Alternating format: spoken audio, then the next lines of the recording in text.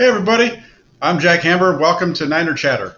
Tonight's going to be a good show. Hopefully, we'll get a bunch of guests on tonight with us, and just a couple of things to take a look at for tonight.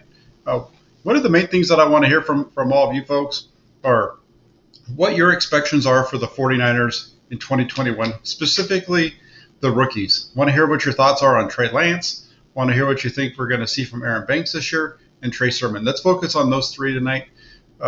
Love to get your thoughts on what you think those three are going to be able to bring to the table here in 2021.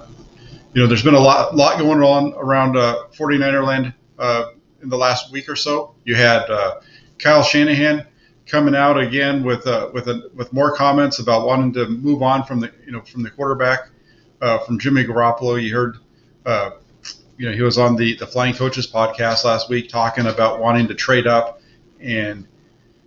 or not trade up, but make the trade for Matthew Stafford from the Lions, and not being able to get that done, having the Rams swoop in and get in on that a little bit before the 49ers were able to really get a hold of that one. And so you heard a lot of conversation about that. It's just really interesting to hear Shanahan kind of be so upfront about what's going on within the, where they want to go, and just be so upfront about wanting to move on from the quarterback position. So I'd love to get your thoughts on Shanahan as well. Those are a couple different directions that we can go. Is Kyle Shanahan going to be on the hot seat this year? If the 49ers struggle, 49ers don't make the playoffs, if the 49ers win, 9 games, miss the playoffs, 8 games, finish under 500 again, does Kyle Shanahan find himself on the hot seat going into 2022 or possibly even get fired after this season? Or does John Lynch get fired after this season if the roster continues to struggle and that leads to, again, another, like I said, a missed playoff berth or a losing record? So those are some of the things that we have to talk about. Of course, this is your show, like always. I'm just here kind of facilitating it. But give me a call. Let me know what your thoughts are on these guys, and I'll tell you if I think you're on the right track or not. So let's go ahead and let's get this started. We got a couple of callers in here, and let's go ahead and get it going off with John. How you going, John? What's up, man? Hey, how you doing?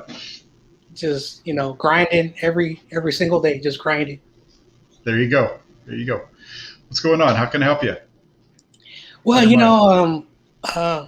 it's always good, to talk to you as always. Shout out to you. You're almost at 800 subscribers, so shout out to you, man. And, Thank you. I want to also shout out to everyone in the chat. Of course, my boy Raruna, he's always welcome back on my show anytime. I like that dude. He's a really good dude. So I wanted to just piggyback on what you were saying about, Niners expectations, the rookies' expectations. And I want to say this. When it comes to the 49ers expectations, I'm probably one of the very few 49er fans that say, I don't put too much stock on expectations or make predictions. One thing I will say this, if the 49ers are really healthy, if they can make it through a season, like in 2019, just stay off that injury, IR thing, compete every game, I think the 49ers will have a way better than 2020. So that's my prediction about how they're going to do as long as they stay off the IR. And then when it comes to Trey Lance, I think he's going to come in more of a part-time starter, because one of the things why I like about Trey Lance is the ability of certain things that Jimmy cannot do. And one thing that he's really going to do is when it comes to certain goal line situations, like the 15-yard line, we're going to see a lot of those packages that are going to design plays where he's going to roll out, allow the receivers to open up that 15 to, goal line, situations of what he's going to be doing. So that's one thing that he's going to be learning really well, and it's going to excite the fans when he does go in there. I could be wrong about that situation, but that's one thing I can expect of him. He will really, really open up that goal line, situation, even when the Niners are in very close games. Even if Jimmy's playing really well, he's still going to get, his reps. I don't think he's going to be a Taysom Hill because that's a gadget player. Trey Lance is more of a pocket quarterback because people only look at his running ability when he was in North Dakota State. Another thing about Trey Sermon, he's going to be a power back, a first down, second down, third down back. And one thing that I do agree, he's going to carry that load because we haven't had a 1,000-yard rusher. So Kyle really needs to balance that offense. And if Trey Sermon is that guy, he can balance that offense, go down the field, also allow, Jimmy to stay on the field and, do what he knows how to do best. And then Aaron Banks, he's going to open up the lanes. That guy was not a second round pick. I mean, a second rounder, but he was a fourth rounder. But I don't know why they reached, which was a dumb idea, why they did that. But when you look at what he does really well, he knows how to, push the defensive tackles and edge rushers forward. That dude has a big body, and he's going to do that. And it's going to also help out McGlinchey in the pass game. So those are the things that I see with those three players in my mind. Okay. Yeah. No, I hear where you're coming from, and I do agree that if Trey Lance does not earn the starting job before going into week one or during the season, that we will be seeing him in spot duty throughout, where they're going to put him in certain packages to go out there, and they're going to put him in positions where he can succeed. So kind of like you said, probably maybe down by the goal line where they're in tight.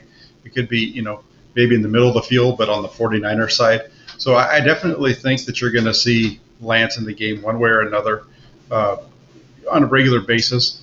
But if it's going to be week one or when that actually takes place, we'll see. But, it'd be great to see him be able to. I think it'd be great to see him win the job and start week one, but we'll see how it goes. As far as Banks, he's a guy who I know a lot's been made about his size, and he is able to get after in the run game. But I think he's going to be a really big upgrade in the passing game. I think that's where we're going to see the biggest improvement out of that right guard spot if Aaron Banks is able to win that starting job. So he's a big part of this team, I think, moving forward, and he's just definitely got to have a good. They've got to get him in, and they've got to get him working well. And then Trey Sermon, I had a piece that came out today talking about the 49ers running back room. And, I look at Sermon as a guy who's going to be battling with Wayne Gallman to be that backup right behind Raheem Mostert, kind of the power back, the guy that replaces Tevin Coleman, especially with Jeff Wilson Jr. going down. He's going to be one of those two guys is going to be the power guy. So it'll be interesting to see who wins that battle. I think Sermon's, definitely a guy that they put a lot of stock in.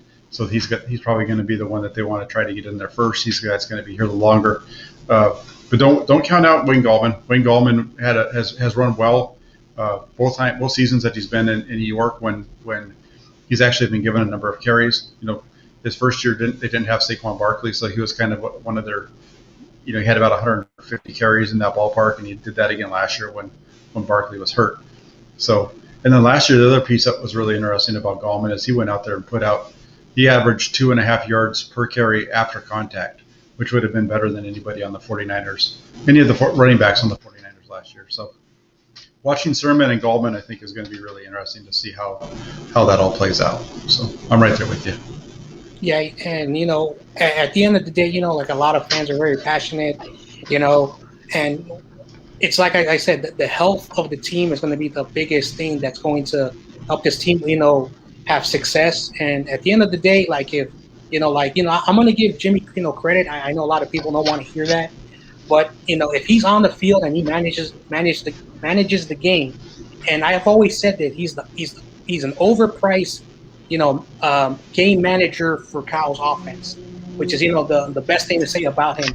And I know a lot of people don't want me to give any credit to Jimmy Garoppolo, but I have to be honest. I'm a person that, straight shoots, tells the truth, and sometimes people may not like to hear it, but you do have to give him what credit is due. And at the end of the day, if Jimmy, earns the job, because, I don't think, he should be given the job. If he earns it, to get that job, because at the end of the day, one thing I would say about this, if Trey Lance wins that job, he earned it. If Trey wins that job, he earns it. Until then, right now it's about 65 Jimmy, 35 Trey Lance at the moment. So all he has to do is just earn that job. But if he doesn't earn it, he's going to be a part-time starter. Over time, he's going to take over the team. And I think the best ideal situation, as everyone talks about Patrick Mahomes and Alex Smith, I think it's the Joe Flacco and Lamar Jackson situation. I think that's probably like the best case scenario for Trey Lance to take over the team. probably later in the year if the team is on the cusp of a 7 seed playoff. That's the best thing I can say for those who love Trey Lance. But to be completely honest, if Jimmy is just rolling, managing the game, I don't see them taking Jimmy out. I could be wrong, and if I'm wrong, I would say I'm wrong. But that's just the situation when it comes to that certain position. And we have a long time before the season starts.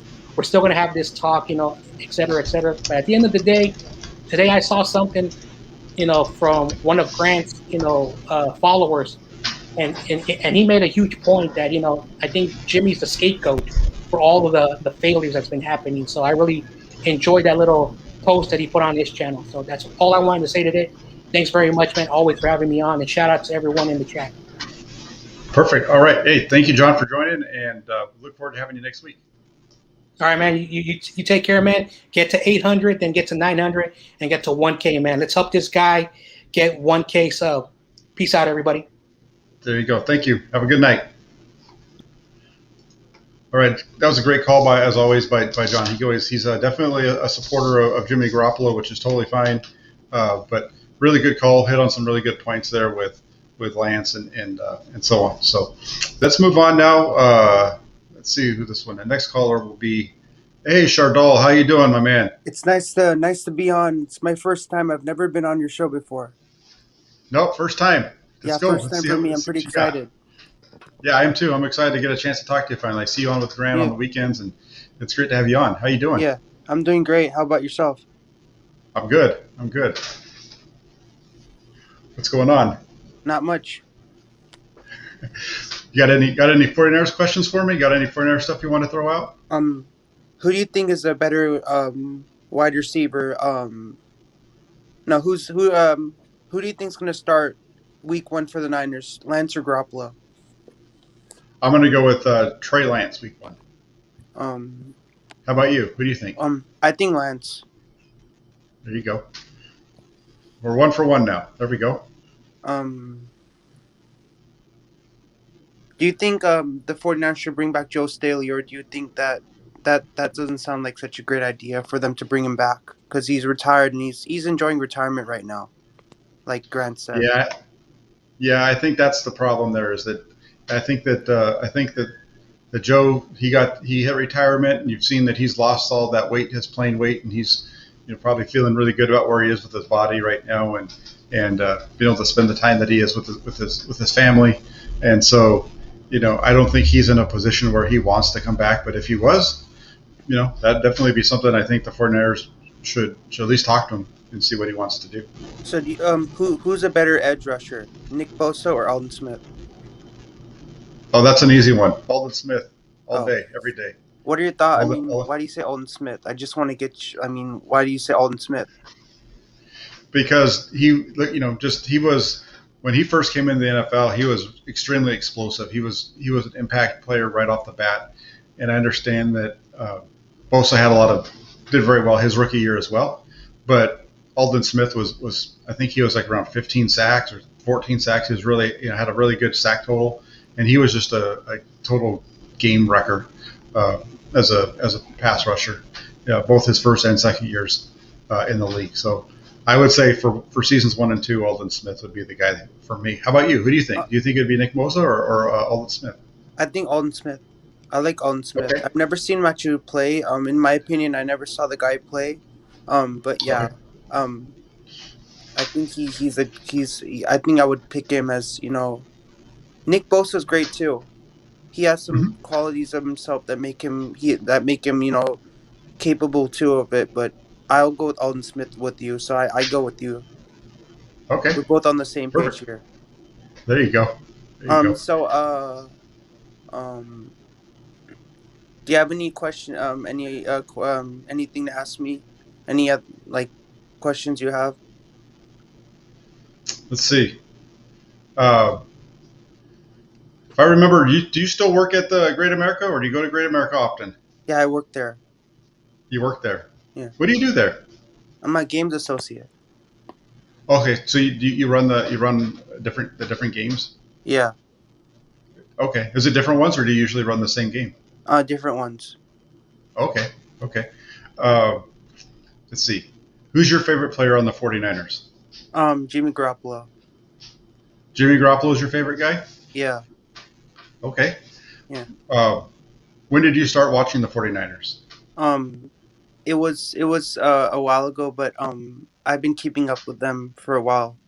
I've been Okay. watching them throughout the years. Mm-hmm. Yeah. Yeah.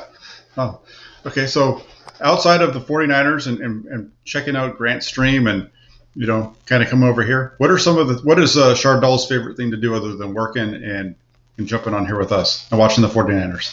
I just like hanging out with my friends and just watching TV and just having a good time. Yeah. Oh, no, that's good. When you guys watch TV, what do you guys usually, what's your favorite thing to watch with your buddies? We just watch whatever's on. Okay.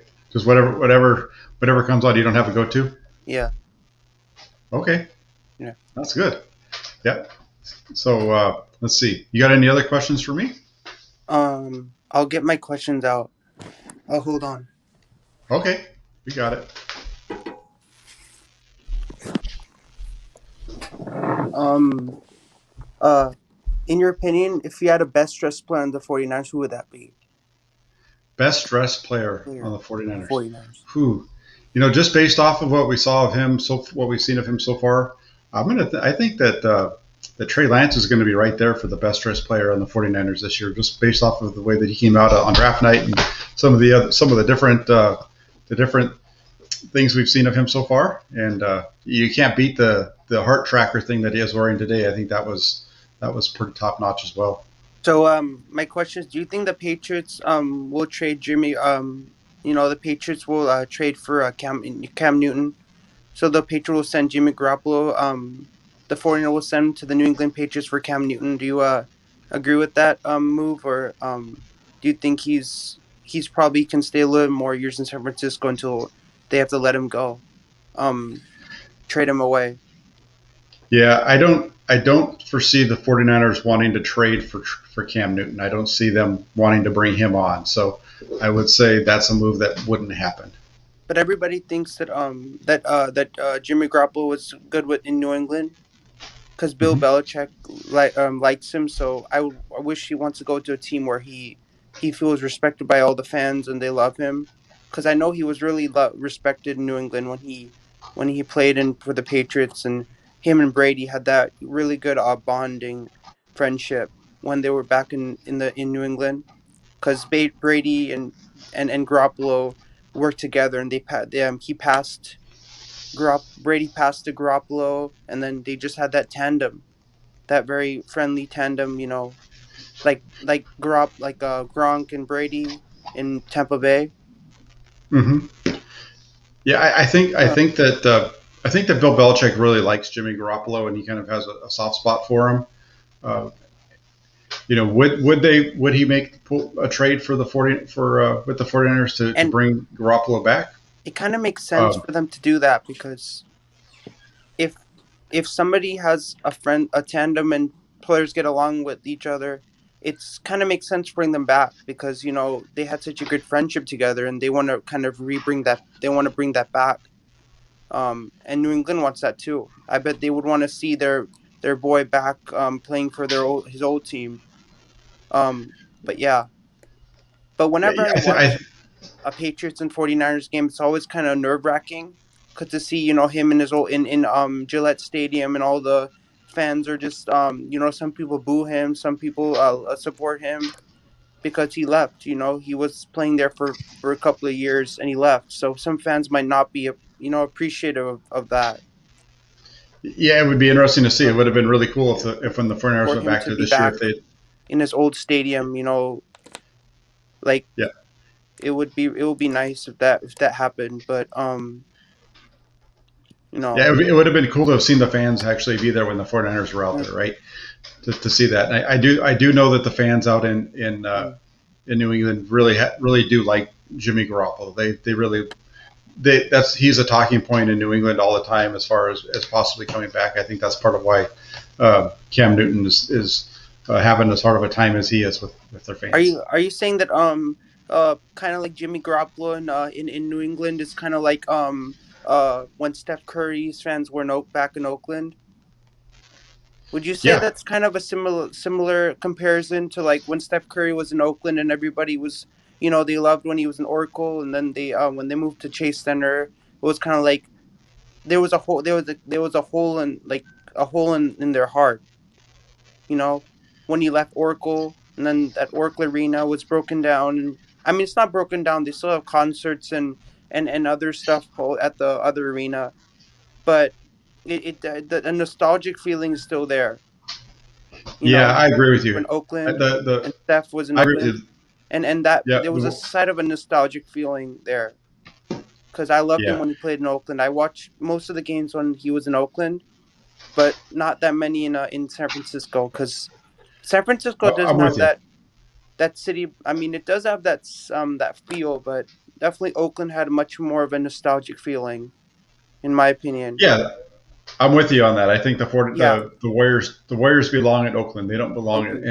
in San Francisco. Yeah, You know, because that's you had a great fan base there that was really into the Warriors, and even when they weren't good, would show up and cheer really loud for them. And they should have stayed in Oakland. They should have found a way to stay yeah, there. because I also miss it because Damian Lillard's also born in Oakland, born and raised in Oakland, California. So Yeah. for him to play in San Francisco, it's kind of a like it doesn't feel special for when the Well, I'm Blazers glad come to town and they play in San Francisco. It's not Oakland, so he definitely it's not the doesn't same thing. feel like he's playing in Oakland. Yeah, Like, I'm glad you brought up Damian Lillard because I wanted to mention him. I was thinking about something yesterday because I yeah, remember in the playoffs I kept hearing about how Damian Lillard, how good he was, and how the reason that he wasn't winning in the playoffs was because he didn't have the players around him. But now Damian Lillard, if I'm correct, tell me if I'm wrong, but I'm pretty sure he's on the Olympic team. Correct? yeah, I He's on think the he is. yeah, and they've got all the best players. Some of the best players in the NBA are playing on that team, right?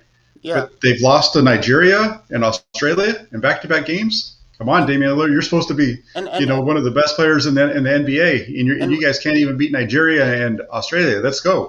and the thing that really made me feel sad is that Steph Curry didn't he was gonna play in the be part of the Olympic team, but he didn't. So that kind of that made me kind of upset that I didn't see him in the Olympic team.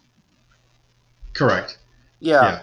So that was Mm-hmm. kind of like so there were two disappointment facts for me. One, Buster Posey didn't make the All-Star game as a catcher. He was a seventh All-Star appearance. He was supposed to start as a catcher in the All-Star game, and Steph Curry's not playing not part of the Olympic team. So those are two Yep. sad parts of Barrier fans that Posey's injured. He's not playing in the All-Star game, and then Steph Curry didn't opted out to play for the Olympic team. So Yeah. those are two things that Well, kind of upset Barrier fans because they don't get to see that those things happen. yep. For I me, agree with you. as a I agree as with a you. Giants fan and a Warriors fan, a Sharks fan, just the whole You're a like Sharks fan too. whatever. Yeah, so it's just it just hurts that the Giants and Warriors they don't have it, but they have. But you should on the positive side. We got Draymond Green, so at least you should look at that as a positive side that we have you know, Draymond Green on the Olympic team. Even Sure. if it's But not let's go Steph back real Curry, quick. it's still one of the Warriors. So I mean, that's still something to look on a positive side that we Sure. got Now, Draymond. Shardal, you asked me a little bit ago to ask you some questions. So here's my question for you. I got another Okay, one for you. Who's your favorite player on the San Jose Sharks? I like Patrick Marlowe. Patrick Marlowe is your favorite? Yeah, Yeah, yeah. Patrick Marlowe was really good. Uh, Shoot, there's a whole bunch of them. One of the old Sharks, he just won his second Stanley Cup. Barkley Goodrow, he was a Shark for a while there, and yeah, yeah. he just won a Stanley Cup. So, okay, okay. How about Evander Kane? You like him? Um, I like him, but I think Joe Pavelski and Marlowe and Burns, those are like the and Couture, like those are like the ones. Those are the popular ones. Like Kane is like he doesn't come as popular when you compare him to Couture and Burns and Pavelski and Marlowe. Those are like the Uh-huh. four, like the big four. Logan Yeah, Couture, Logan Couture's. Marlowe, and Burns and Pavelski. Yeah, Logan Couture. He's I been mean, really good Kane for a is long time. popular, but not that popular to like like all the legends like Joe Thornton, Marlowe, all those. Right. Those are like the like those are the pretty good ones. Joe Thornton Yeah. and Logan Couture and Marlowe and Pavelski and Brent Burns. Sure. Yeah. Yeah, No, Brent Burns those are all really good names. Brent Burns is a heck of a one as well. So yeah, yeah. that's awesome. You have anything else you want to say before I jump off to somebody else? But it was really nice coming on to the for my first time on the show. Um, I mean, I tell Grant I try and any show I get my hands on, I try and do my best to get on every show I can. Um, I just try and like and just whatever what I mean. I just want like because if I'm able to, I'm definitely gonna be able to make it. If I have nothing going on and I can make it onto the show, then I will definitely make it onto the show. That's awesome. I'd love to have you on as often as you can make it. Make sure you Yeah, have your questions ready. Make your questions for me maybe a little bit easier than the questions you give to the Grant. But and make sure you bring me here. We'll fire through. and Grant definitely said that he's not gonna miss watching me. Good. So hopefully he's tuned He in. isn't gonna and when I'm on Grant's always gonna be even if he's not like he's always gonna watch me. So even if he's driving his car, like he's gonna try and watch me any way he can. Even if he's Okay. driving his All right. car or anywhere, if he's like in a bar or something, he'll try and watch me from anywhere. Okay. Yeah. Well, he's definitely a fan of yours. I'm a fan of yours. You've got a whole bunch of fans in our comment section, and And look forward to talking to you again. And I'll definitely see you next Tuesday at 6 o'clock. Sounds good. Okay. See you Tuesday. Have a good night, I'll try and make my questions a little bit more difficult, so it'll help you ponder and make you think a little bit more. Okay, no problem. Hey, real quick while you're on here, you know how we were talking about the Warriors and you're going on about how they belong in Oakland and not San Francisco. Yeah. Remember John? He was on right before you. Yeah. So you got John all fired up. He's a San Francisco guy. He's all fired up. Is it okay if I bring him on and he can talk to us real quick? Yeah. Are you okay with that? I'm okay with that. All right. Okay, you're back on, John. Let's hear what you got to say real quick. Yes. Make it quick. I have to say something, man. I'm from San Francisco. That's an insult that you just said to me. Number one, the people in Oakland love Steph Curry. The people in San Francisco love Steph Curry. I don't know what the heck are you talking about, man. That's messed up. Okay? Hey, John, chill out. It's okay. I think one of the things that I think that we need to chat about, and the reason that I brought you on is because there was something that you had mentioned over here, and somebody else I think had mentioned it. So, Chardol, just so you know, when the Warriors first came to the Bay Area, they were actually in San Francisco. So the Warriors started as a franchise in San Francisco. They played at the Cal Palace for a while. Well, the arena was getting built in Oakland. So that's where John's coming from. John's a Bay Area native. He's a San Francisco guy. So he's all fired up right now. And that's cool. And besides that, you got to remember that's where they came from. But at the same time, I'm going to go ahead and kick you off now, Joe or John. But and I'm going to just chat with Chardol here for a minute. So that's where they came from. So not a big deal, but that is something that happened there was that they came. The Warriors originally were in San Francisco, and they went to Oakland. Then they went back to San Francisco. The one thing that I am going to say though is I do agree with you from the standpoint that they made they even though that's where they started, they really became an Oakland team. And to me, I agree with you that I think that the Warriors belonged to stay in Oakland, and that's where they should have stayed, because that's where they were. You look at that fan base that they built over there, and that's where they belong. And the thing is that they also released some jerseys, Oakland Forever jerseys. There are a line of jerseys that the Warriors made, which just pays homage to Oakland. So at least they're doing something, the right way. Just paying homage to the city. Yeah, they are. Because They're because the thing that made me really upset is that when I normally took the BART to Oracle Arena to watch Warriors games, and I saw Curry's posters stuck all on the wall uh-huh. and at the Coliseum station. And it made me really sad when they tore down all those pictures of Curry. Like on the parade, they have one picture of him at the parade, and then they had some other pictures of him shooting. And it made me really sad when they ripped all those pictures off the wall Yeah. because Hey, did you see Steph Curry over the weekend? What he did at the golf tournament? I didn't see. Oh, because they had I guess like by one of the holes they had a basketball hoop out there, and he comes off. Hey man, I like the comb. That's nice. That's nice. And they gave him the ball, and he takes a shot in his golf spikes. And he's taking long shots like he does, at the arena, like he used to do from the tunnel. Yeah, And I think it took him about 3 or 4 shots, but he finally buried one, and he took off running to the green. It was really cool. yeah. But yeah, Steph Curry is one of my favorite basketball players. He will always be one of my favorite players of all time. And uh, my question is, do you think Steph Curry is going to make it to the Hall of Fame one day? And do you think that's going to eventually happen for him? He's going to make it there. I don't know when it's going to happen, but what are your thoughts? Do you think that he's going to make it to the Hall of Fame because he is like a three-time MVP. He won a title in 2017. I believe like he won it 3 times. So do you think he is gonna make it in the Hall of Fame eventually? Um, I don't Yeah, know when that's gonna possibly happen, but probably years to come, he's gonna make it to the Hall of Fame. yeah. I think we'll see Steph Curry at the Hall of Fame. Just look at. I think wasn't he a. I know he's a bunch of MVPs. I think one of them he was a unanimous or pretty close to unanimous MVP one year, and the Warriors were really good. And he continues just to put up points after points, and And uh, he's something he's that gonna was he's gonna be really in the he will make it there one day. something I really found out that really surprised me is that he was up against Jokic for the MVP.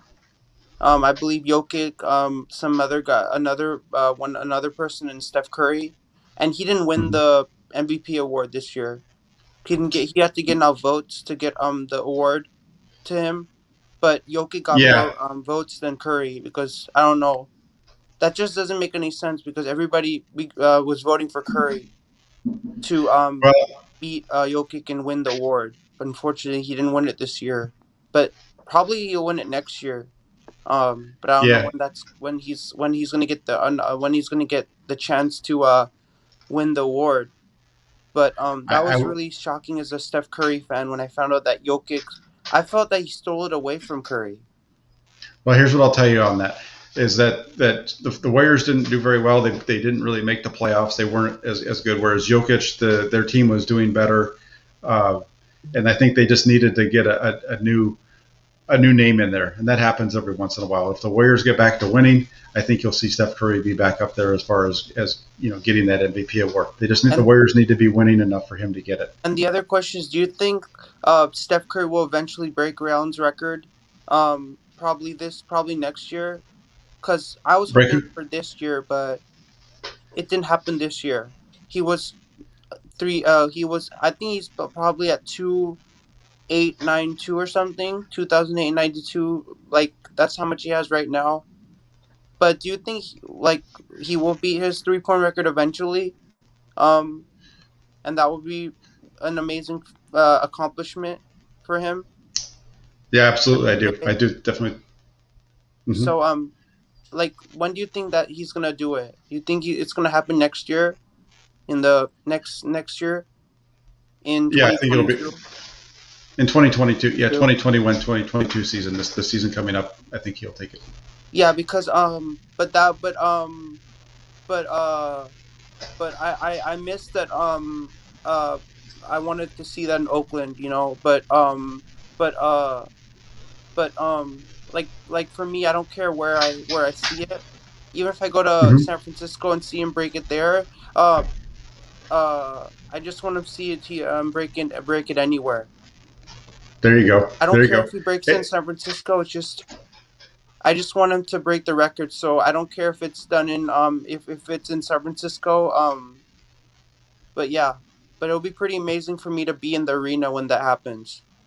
that would be awesome if you were able to be there. Hey, a That'd few be minutes ago, remember you were telling me about your conversation with Grant over the weekend, and you said that you was gonna you'd want to check it out and see if you were on. Remember you had yeah, mentioned that? yeah, So look at he's watching you. Look at that. See that on there? yeah. Yeah, he's watching you right now. What do you got to say to Grant right now? Grant, I'm really happy that you're watching me. There you go. There you go. See, you're a star, Chardal. Everybody tunes in to see Chardal. They see your face and they're like, I need to see what this guy is saying. You know? I like that I have so many fans because so many people like whenever I come on Grant, people always tell me that when is he gonna come on? When is he gonna come on? It's like an anticipation moment. When is he gonna call in? Right. I know. And That's once why you I got call in, excited when everything explodes. Like everything just takes a whole different turn, goes yeah. to a whole Look at you. different level. You come When on tonight. You start talking about the Warriors in Oakland. You get John all fired up. yeah, Now we got Waruna on here. We got Korean Niner wanting to come on. We got Ryan and Jeremy. You bring all the. You're the star that brings everybody in here. yeah. But but it was great talking with you, and I'll see you next Tuesday. And I'll look forward to bringing some I'm gonna try and get some difficult questions. I'm gonna try my best, but uh, All once right. I ask questions to you, it's kind of hard to come up with a difficult question to ask. Because All I right. do my best to get questions, but sometimes I feel bad if they're too easy for you to answer. Like you don't get a time to think. You're just like, I know that question. I don't want like I'll take because all your I try to questions. get good questions, but sometimes they're super easy to answer. So I feel like I'm not, making you think a little bit here. And don't make me think too much. I'm old, so the more you make me think, that the harder it's going to get. So just Yeah, give me but some I challenging questions. I want to questions, let's but see let's do this. You try to come up with the toughest question. Let's see if you can stump me or Grant first. What do you say? yeah, All right, that sounds like a deal. okay, All right, Charles, I really appreciate you coming on tonight and getting the yeah, chance to talk to you. yeah, And I'll see you next Thursday. How's that? yeah. It was Or really great. next Tuesday. It was really great. Great talking uh, and I bet Grant would really like me to when I call into his show. He would really like to hear that I had a great talk with Jack on Tuesday. Um, and it was really fun. And he would really like me to hear that I called in to your show. So Yep, he would really like to hear about when I call into Grant's show, just to let him know I that I had agree. a super fun time on your show on Jack's show. Um, Yeah, it was I had a good time with you too. super fun. So um, I'll see you next Tuesday, and I'll bring some more of my questions next time to ask you. Next time we meet. That sounds good. You have a good night. Okay. Okay, thank you very much. All right. Thank you. Bye bye. Have a nice one. Uh-huh. Chardal, everybody. I finally got Chardal on the show. I think I finally made it. That was actually a lot of fun. Chardal's a really good dude, and that was pretty fun. He had a lot of. I'm looking forward to him coming back with some rough questions on me here next week. So I'm gonna just take these in order. I'm gonna go. Here's the order that we've got. We've got Ryan, and then it's going to be Jeremy right after Ryan, and then Waruna and Korean 49er. That'll be our list, and we'll see if anybody else calls in. Hey Ryan, how you doing? Hey, it looks like What up? you shaved, huh? Oh yeah, had to get rid of some of it. You look like a Do new I look guy. younger Holy or moly. what is Yeah, all of a sudden, gee whiz, holy moly, you look like the Yeah. same person. How you doing tonight? it? Man, the goat followed me yesterday. We had a great conversation about Chipotle burrito bowls and whether he likes guacamole on it, and then all of a sudden he was a follower, and I just feel like I made it. You just had him on, and now me and him, he knows when I'm talking. I think it's amazing. Yeah, and now you've got to follow his act. Oh, I can't even compete. I'm a nobody. You know what I mean? That's Chardal. Are you kidding me? Come on. What's going on tonight? What do you So- got going on with the 49ers? So the topic was, which rookies do we think are going to be an impact and whatnot? That's the kind of one I wanted to go on. I really would like to see Aaron Banks take that right guard position because I'd like to see Brunskill be the backup to Alex Mack. And after every series, I want to see Alex Mack going back and sitting down on the sideline and Brunskill with the tablet in his hand and go, what did you see here? What did you call here? I want Brunskill to know exactly what's going through Mack's head.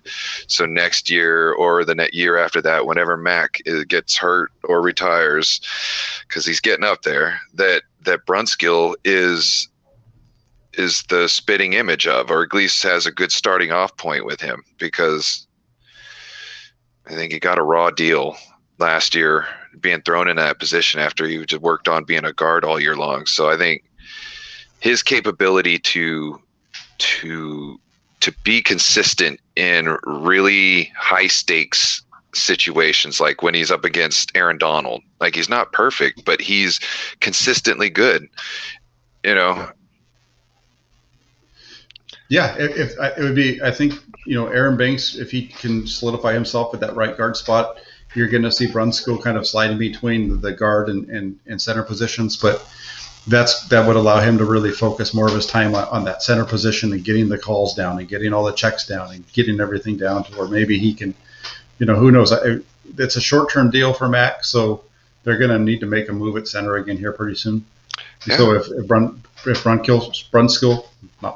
Brunskill can show that he has the talent, then maybe that's the direction that they would go, and it would be a little bit cheaper for them than using draft capital there.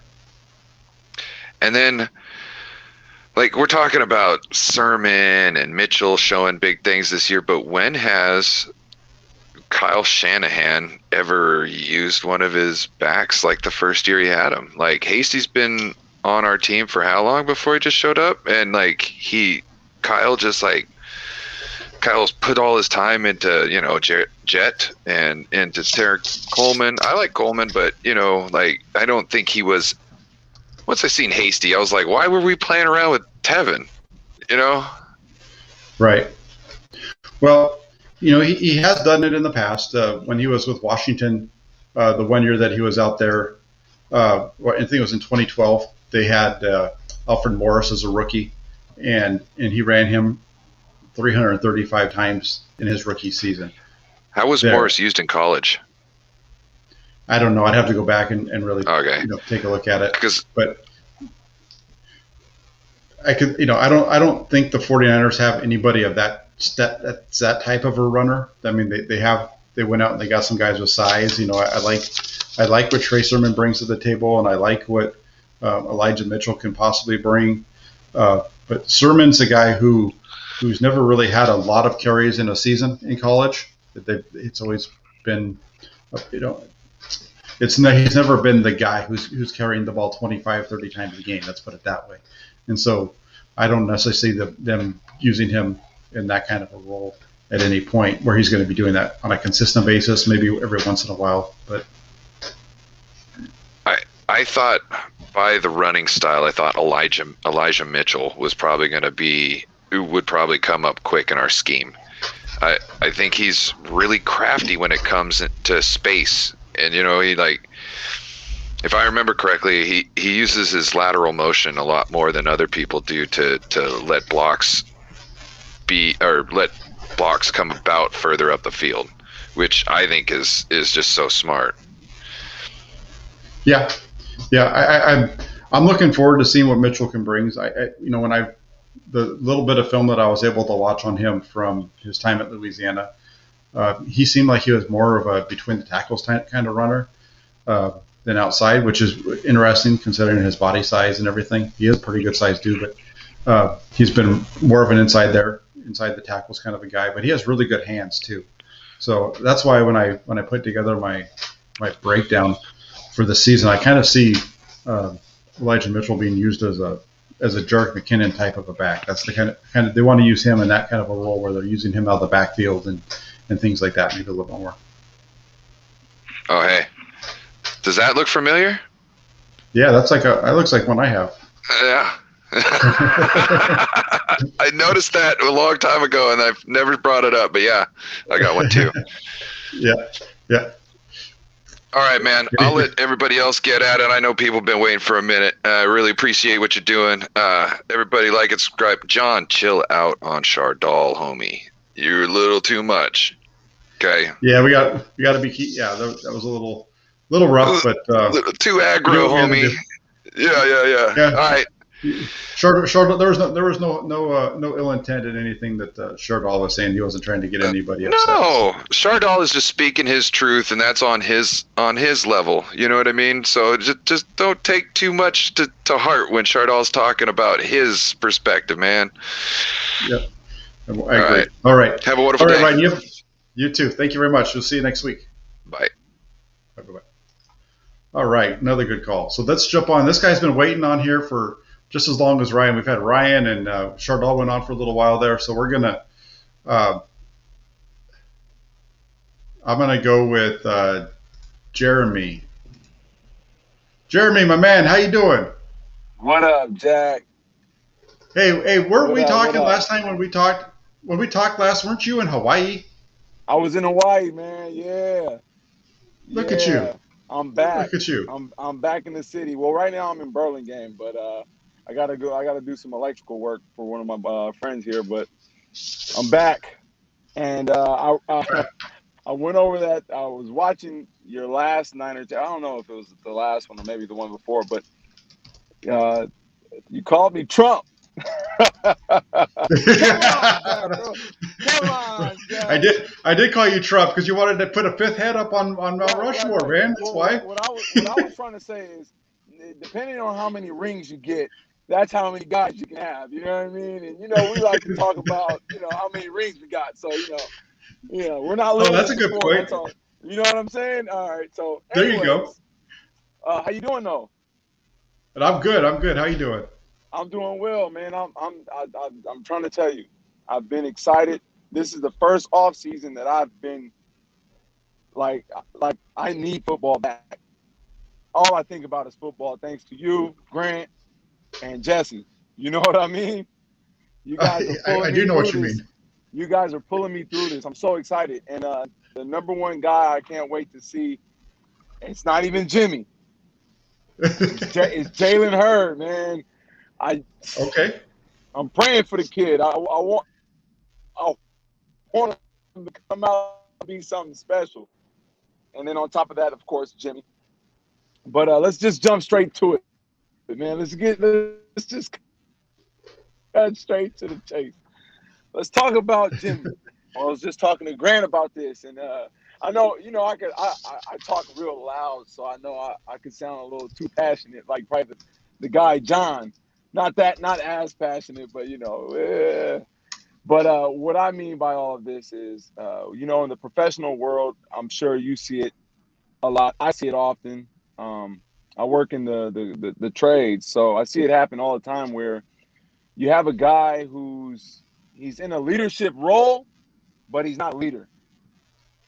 And I'll see companies lose really great guys, really like good assets for the company because of the one bad apple, right? And so all I've been ever trying to say, and I've just been looking at it, just been reevaluating everything. And what I think I've really been trying to say is, I just don't like the fact that Kyle's been playing him, dude. Like not playing him in the game, but like he's just been doing him wrong. I don't like when you get a good guy, you don't. It's not on Jimmy, it's on you. I feel like that's the difference between a great coach and a coach, right? A coach knows how to make the players around him better, just like a great leader, like a great player does, right? LeBron James, Steph Curry. Steph Curry is one of the greatest. Anyways, and I just feel like we don't hold Kyle accountable. We let Kyle off the hook all the time. It's like, oh, well, he doesn't want Jimmy. We're tired of Jimmy. It's like, I don't know. I'm a loyalist. I'm riding with Jimmy until the wheels fall off. If he's gone, so be it. He's gone. I'm not going to cry, but Jimmy's been done wrong. Treat him right, dude. I think it wasn't only Jimmy's responsibility to develop himself. I also believe as a coach, Kyle could have done a way better job. You know what I mean? Is it too late? That's up to us to speculate, but it's not. Who knows? What if Jimmy comes out, balls out this year? What if he wins the Super Bowl? Yeah, what do you say? If he does, yeah, that's the question. That's right, the question. and that's something. I'll hit on a couple of things that you said. The one, I agree with you on the whole Garoppolo thing. If you don't like the guy and that's not what you want to do, then move on from him. I don't. I know we're talking about grown men here, so we don't really worry about their we don't really talk about their feelings. Yeah, and their feelings a whole bunch. That stuff always kind of gets pushed off, but at the same time, there's all this stuff. There's that all goes back to Shanahan talking too much. There was no reason for Shanahan to go on and talk about how he wanted to how bad he wanted to bring in Matthew Stafford and how upset he was about that whole thing and just all that kind of stuff. That's all. Yeah. There's nothing to come from that's positive in any kind of way because everybody's already I think pretty much known that Shanahan wants to move on from Garoppolo. But now it's definitely there because he's put it out there, in so many different ways, and so from that standpoint, I kind of agree with you. He has been done dirty. I understand that he's not the player that maybe they thought that he was when they signed him to the contract. I think that's okay. I think the contract was set up because they weren't sure what they had in him, and that's why they could get away from him so easily, I know they've been paying him a bunch of money, but I don't think his contract has ever been the reason that's held them back at to this point from being successful. It's been injuries and things like that. And I've told you a couple times because you like to talk about Garoppolo and I'm cool with that. I think that. Well, and that the deal. It's easy to understand why people like Jimmy Garoppolo in the San Francisco. Somebody like you, right? We've watched the 49ers stink. They've been terrible from 2014 till 2017. They were awful. Those 5 games that we had in at the end of 2017, they weren't pretty. They weren't things of beauty. But shoot, all of a sudden you felt like you had a team that could possibly go out and play for something. 2018 stunk up, and he wasn't very good in the beginning of the season. But and that's just who he is. 2019 he had some rough games, but he had some big games, and I can point to a lot of things that he did wrong, and you can point to a lot of things he did right. And how do you feel about Steph Curry? How do I feel about? What do you mean? How I feel about Steph Curry? Steph Curry is one of the best basketball players. But he also makes a lot of mistakes. He does. He's very frustrated. Yes, right. And I know what you're saying. He's a winner. And we got a new shiny toy. We have a new shiny toy. And I don't want to break this toy because, the media has been saying Jimmy stinks, so we want Jimmy out. And it's like, let's just hold off until after training camp before Trey Lance is our quarterback, right? Like, come on. This is just wait. I think we're jumping. We're just jumping too soon. Not yet. The kid hasn't. Jack. Yeah, no, played D1 football. Well, I don't really care about that part of it because there's guys that have quarterbacks that haven't played D1 football that played really good, in the NFL when it comes to the quarterback position. Well, Carson Wentz, Steve McNair, Phil Simms. Yeah, okay. No, yeah, you're right. Jimmy Garoppolo. I was thinking, like bigger scope of, but you're right. Big names and bigger names. But I like your point that you made there about Steph Curry because you're right. When you watch Steph Curry, there's times when you watch Steph Curry play and you're like, what? I'll just stop myself right there. Like, what was that? What are you doing with the ball? Like, what are you doing? Yeah, just really bad turnovers. Yeah, really bad. He just has bad turnovers at that point. But but you're right. At the same time, he's able to make the shots, and that's why one of the things I always say about Garoppolo, and this is kind of the last thing we'll say today with Garoppolo is, I repeated myself on this, is he's just one of those guys. He's just so frustrating. He's hard because you can see that he has the issues, but at the same time, when the dude plays, he wins games. And even if you want to say that he's only been, because I've said this, so let's say I think he was like 8-6 in his last 14 or something like that. Even if you want to say that, the dude is still 8-6. When you put in all the other 49ers, I don't think you can add up all the other 49ers quarterbacks over Kyle Shanahan's tenure and get to 8 wins. Well, maybe you can with Nick Mullins, but it's not much more than that. But I'm firmly in the boat that I want to see Trey Lance. I do want to see the shiny new toy. I know. I know. I think. I just think that he can run and he can throw. And he can throw. No, he can't throw. He can throw. Yeah. See, that's what I like about you, Jeremy. You're 100% the Jimmy G guy, but at the same time, you're seeing everything that everybody else is in terms of. I'm not oblivious to it. Come on, Jack. I know what we got. I know who we are. No. You're look at what's the kid with all the sexual conduct allegation or whatever was out of the Texans, Deshaun Watson, right? He's a baller. He's got the arm. He's got the speed. He's got all these tricks. He's not a winner. Yeah, he hasn't done it in the postseason. I mean, I get it, but I've played football, baseball, basketball with guys who weren't. We used to get our ass kicked by Julian Edelman in high school, but I played with guys who weren't big talents, but they knew how to win.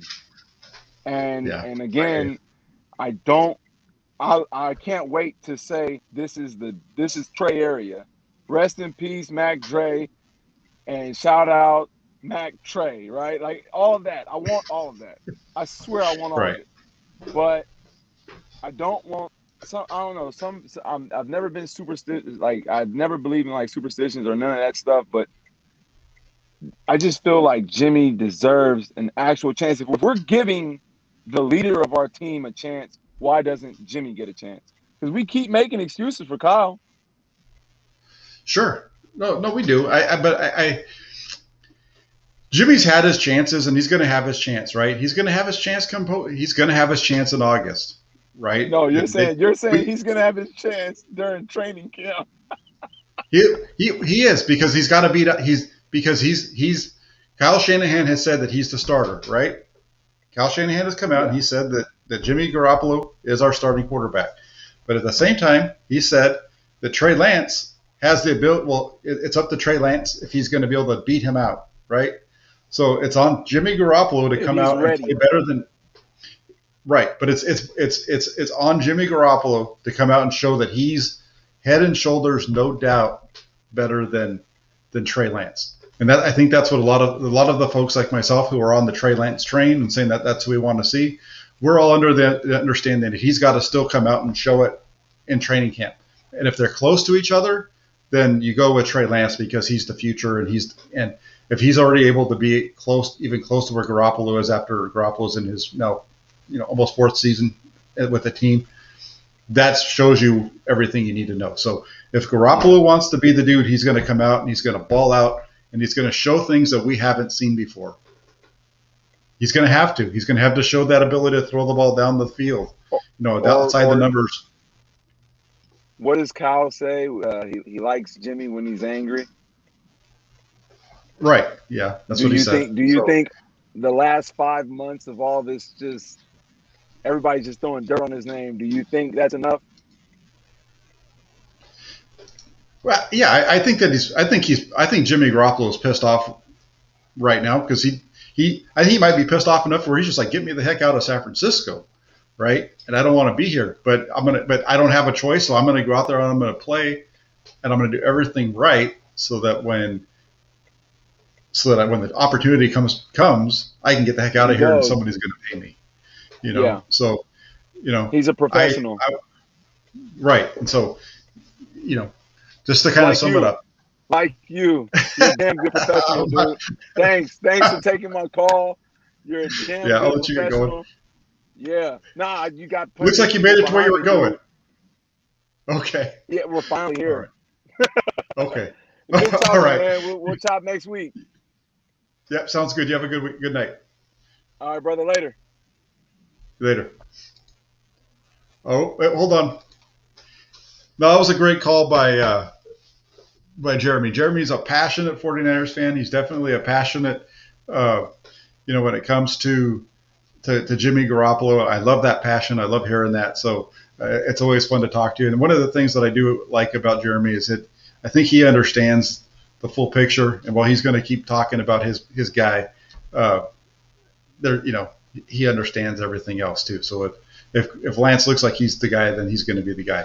Real quick, before I jump over to Varuna, we're running short on time, not running short on time. We'll take this thing as long as we need to. But Ryan says, the team quit on Jimmy, and he's saying that because Swan is saying that Jimmy quit on the team. I don't know. I'm not going to say that Jimmy quit on the team. I think that what happened was that Garoppolo was hurt, and I think that the team knows that they owe Garoppolo, close to $50 million if they were to have had him play at the end of last season and get hurt. That they'd have been stuck with that money. By sitting him on the bench, they can get out of that contract really easy.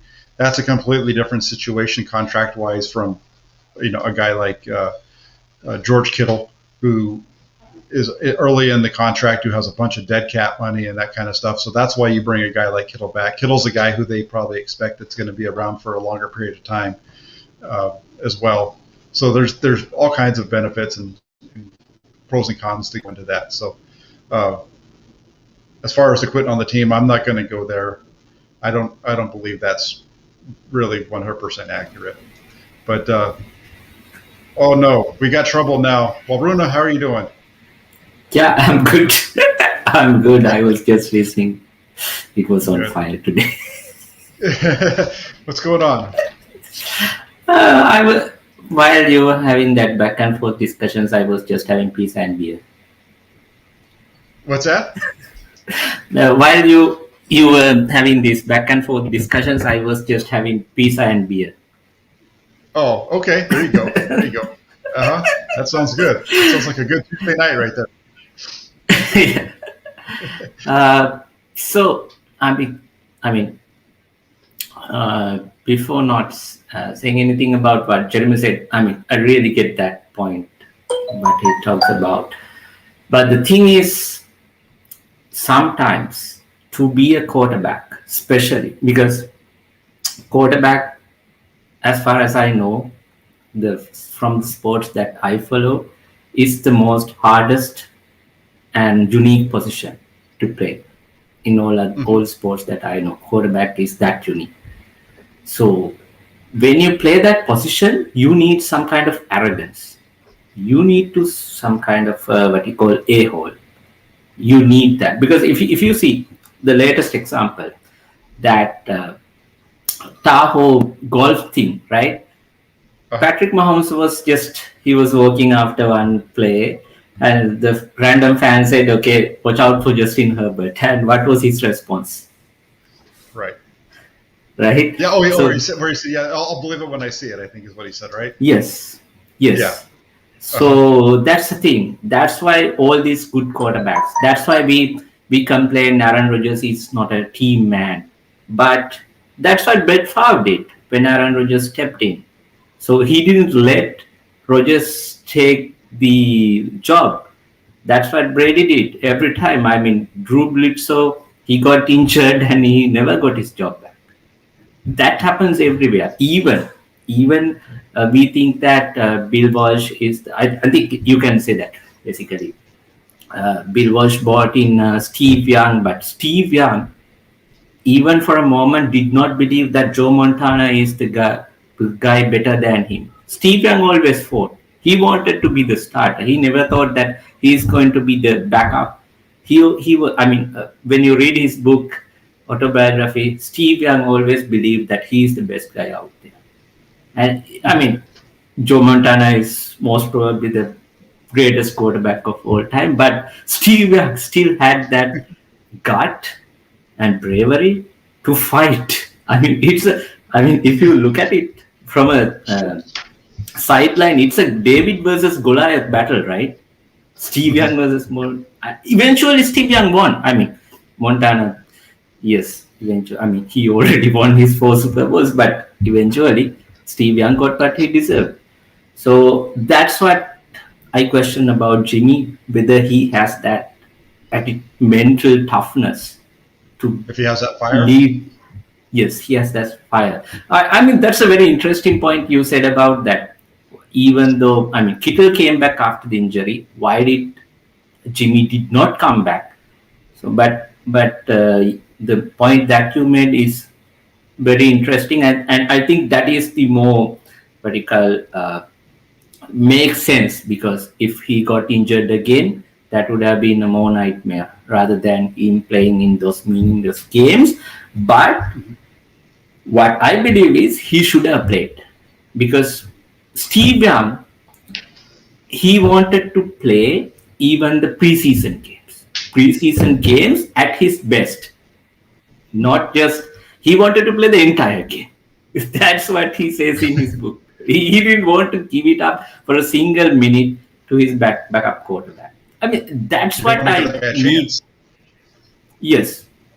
So that's a point on Jimmy, that it's not that I hate Jimmy, because I'm really tired of listening to people. Whenever you make an argument against Jimmy, you become a hater. So I don't know. I'm with you 100%. That's the one thing that, that's the one thing that I'll agree with you on. I agree with you on a lot of the points that you're making, but I'll definitely agree with you on that. I'm so tired of hearing people say, if you don't agree that Garoppolo is the guy, I'm so tired of hearing and seeing on Twitter and seeing in different things people being called the hater just because you don't agree with somebody. It doesn't mean that I don't hate Jimmy Garoppolo. If Jimmy Garoppolo's on the field, I'm cheering for him because he's the 49er quarterback, right? If you're a 49er fan, you're cheering for him. You might not be cheering for him like you would if it was the guy that you want to have out there. But if he makes a good play, you're still going to cheer for him. Case in point, you brought up Steve Young and Joe Montana. When I was a 49er fan in 1991, I guess it was, Steve Young was the quarterback because Joe Montana got hurt. So I cheered the heck out of Steve Young, and the 49ers were the team. And, in 1992, Steve Young was still the quarterback. And when they brought Joe Montana back to play in the in the second half of that last game against the Lions in 1992, I'll tell you what, I was screaming a heck of a lot louder for Joe Montana in a meaningless game in the second half than I had for Steve Young, just because that was the guy that I liked better, right? But at the same time, I understood the situation, and I just because I liked one, I didn't like the other, didn't mean I hated them. I might have been a little harsher in my comments towards them, but it didn't mean I hated them. Yeah. I'm tired of hearing that. And then the other thing, I'm going to kind of talk for a second here about the other part that you're talking about with Jimmy Garoppolo, right? You're talking about having that fire. You're not sure if he has that fire or that swagger that it takes to be the quarterback. And he does have a very reserved personality in front of the media. And if I recall, I think like in 2017 they had him mic'd up, and that was something that fans really enjoyed, right? Was that mic'd up segment? I think it was in a game against the Titans, and him kind of being that leader out there and going through it. So, where am I going with this? Let me take that one step further, and let's go back to the interview with Jimmy Ward, right? That we all watched last Thursday. And one of the things that came out of that Jimmy Ward interview was that this is the guy who's extremely passionate about what he's doing. He's extremely confident in what he's doing. He's, he has no doubt that he's the best, or he has no doubt, even no matter what, he feels like he's the best safety in the league, or one of the best safeties. And I think if you look at any of these guys that have been in the NFL and have had any kind of success in the NFL, and you sat down in a conversation with them like that, I think that they would all come across in a very similar way, in terms of that their belief in themselves that, hey, I'm the guy. I can go out there and I can play. I can get this done. And I just think that's common, and that's we haven't really seen Garoppolo doesn't really portray himself that way through the media and in front of people. And one guy who did during his time in San Francisco, and I'm just going to kind of end my little thing on this, was Jeff Garcia. Jeff Garcia, when he was the quarterback of the 49ers, I don't think that might have been before your time with the Washington team. Sure. Yes. But when Jeff Garcia was the quarterback of the 49ers, here's a guy who he wasn't supposed to be the quarterback of the 49ers. Nobody wanted him. Nobody in San Francisco wanted him. The only guy that wanted him in San Francisco was Bill Walsh. Bill Walsh had to sell him to Steve Mariucci and basically force him upon him to even bring him in. But this is a guy who his entire career was all about that fire and the passion and the belief that he could get it done. And I kind of bring this up because actually my youngest son went to Jeff Garcia's football camp over the weekend. He had a football camp here in the Bay Area. And so he went, and he had there was a couple of different times when he spoke to the kids. In the beginning, he had talked to the parents, and then at the end, he was talking to the kids. But every time he talked, everything that he talked about, every time it's even now, he's probably he's probably 50 right now, 49, 50. He was a few years older than me. He's out there talking, and he's passionate. I bet you right now, if he thinks that he could go out there and he could be the quarterback and play it in a game right now at any level of because he believes in himself, he believes in his ability. Once you get to that level, you have that chip on your shoulder. I don't think it ever gets knocked off. And he's just a super fiery guy, and it's. If you were to see him in person, you wouldn't think. I think if you put him next to Trey Lance, Trey Lance is not even close. Trey Lance is so much more of the stature of Trey Lance is just so much more. Yes. But these are two guys that we're hoping that Trey Lance can start at some point, get to where Garcia was, and then obviously get past it what he did in the NFL. So it's all about that passion and the fire. You cannot play football at any level, whether it's peewee, high school, college, and especially at the NFL, if you don't want to go out there and you're passionate and want to go out there and just have emotion, you've got to play football with emotion. With emotion. And have emotion, and whether that emotion is that belief that you're going to go out there and I'm going to knock you on your rear end every time you line up across from me, or if I'm the quarterback, I'm going to throw that ball right by your ear every time I have to get it to my receiver. That's what it takes to be, especially in the NFL.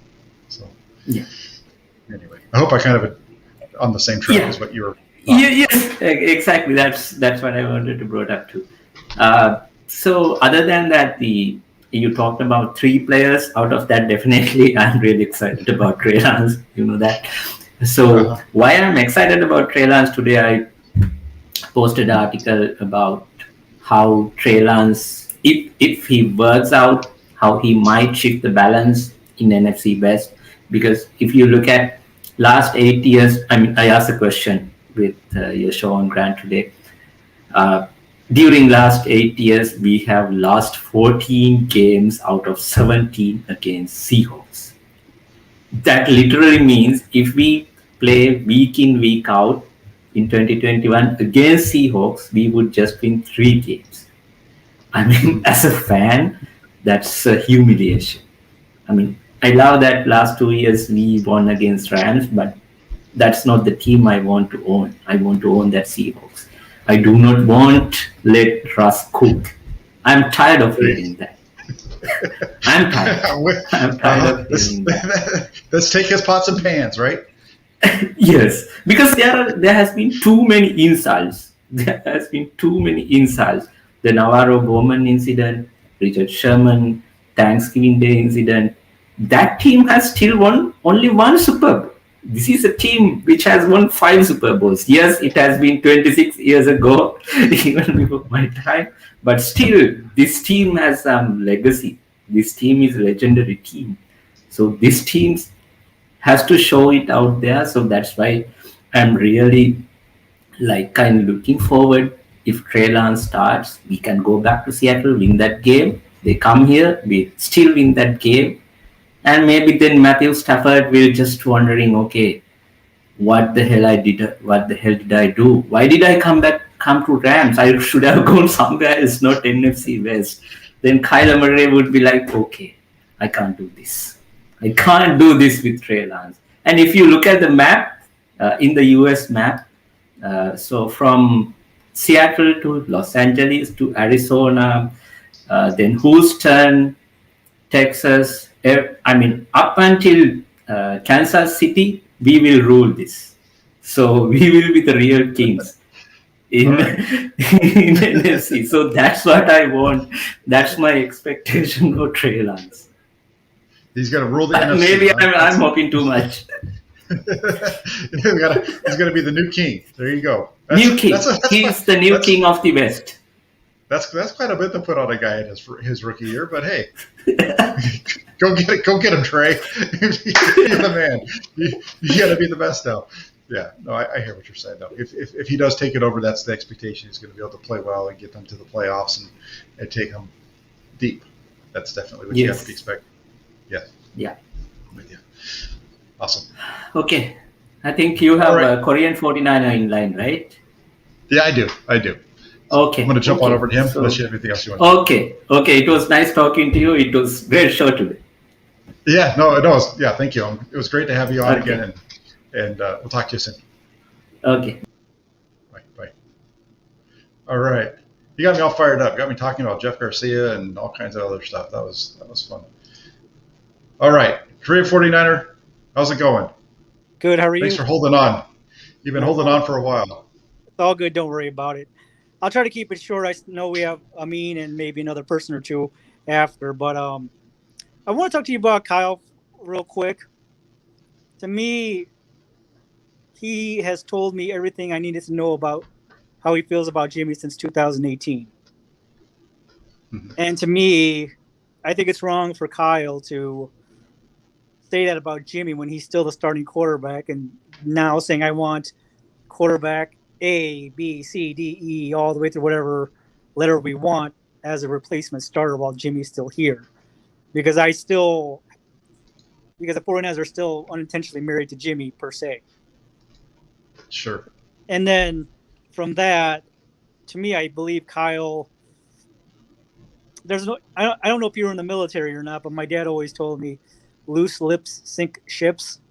And I think Kyle had a little bit of a problem in saying, well, thank you for the question. I appreciate it, but I'm not going to answer at this time. Or he could, she should try to have a little bit more decorum about those kind of things instead of airing certain things out at the wrong time. So I was wondering if you, what your opinion of how Kyle's been acting has been. Yeah, I don't see how any of what he's doing is helpful. It's great for us because it, myself and people that write about it are for fans, because especially if you've been saying all along that he wants to kind of, you have a feeling that this is what he wants to do or that's what he wants to do. He really laid it all out for you. Back in late January, there was a lot of 49er fans, and myself included, thought that going out and getting Matthew Stafford would be a huge upgrade for the 49ers. And he pretty much came out and laid out the fact that he was right in that same ballpark with everybody else. And, throughout the offseason, all we've had to do is talk about all these different quarterbacks that are coming available and which ones would be the best fit in San Francisco. Would this guy work? Would that guy work? And they got kind of tiring after a while because you're talking about the same topic all the time. But it was what was happening because that's what Shanahan was doing. And I don't think him going out there and getting on that podcast with Sean McVay did anything good for the 49ers or did anything good even for Kyle Shanahan. They're going on there and talking about that doesn't do anything for you in terms of your win-loss record, this season with the 49ers. And I think that's kind of the issue. And that's kind of, I think, like where Mike Florio was going. That's not a good deal. And he's throwing Jimmy Garoppolo under the bus. And whether you think Garoppolo is deserving of being thrown under the bus or whatever you think about the guy, that's not really the way that it should have been handled. Or, I just don't. So in one hand, I like it because it shows that it really tells you the story of everything that was going on. On the other hand, you could see that it just wasn't a very smart decision from a strategic standpoint. It was, to me. Let's put it this way: from a strategic standpoint, it wasn't a good move. It was, when it comes to strategy, you got to keep all that stuff close to the vest. You don't let anybody see your cards. And he basically just put all of his cards on the table and said, "I don't like Jimmy Garoppolo. I've been trying to find a guy to replace him all offseason.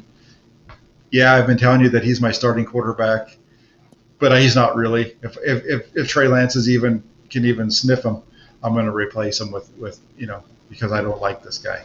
That's really kind of, to me, that's what it comes across. And like Swan Song just said, imagine Bill Walsh doing that. Would Bill Walsh have ever done that? I don't think Bill Walsh would ever. I know that Bill Walsh,